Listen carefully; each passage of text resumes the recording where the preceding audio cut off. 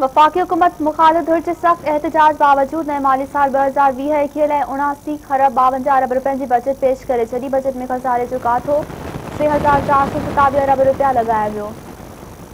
Corona ऐं वबाई बीमारियुनि जी रोकथाम लाइ 70 अरब रुपया मुख़्तस कया विया।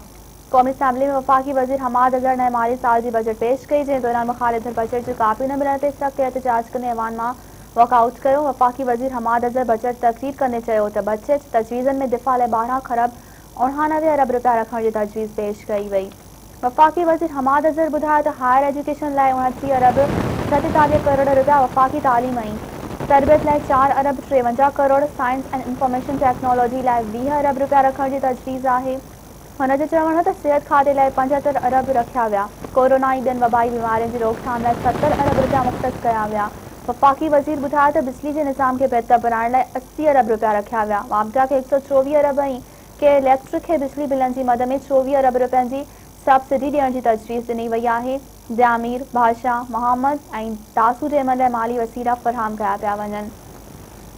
वफाकी वज़ीर बजट तक़रीर कंदे ॿुधायो त एहसास प्रोग्राम जी रक़म 187 अरब रुपयनि मां वधाए 208 अरब रुपया कई वई आहे। हुन ॿुधायो त फ़नकारनि जी माली इमदाद लाइ आर्टिस्ट प्रोटेक्शन फंड 25 करोड़ रुपयनि मां वधाए 1 अरब रुपया कयो वियो आहे। स्मॉल इंडस्ट्री लाइ 2 अरब रुपया रखण जी तजवीज़ आहे। नेशनल फूड सिक्योरिटी वज़ारत जे मंसूबनि लाइ 12 अरब रुपया रखण जी तजवीज़ आहे।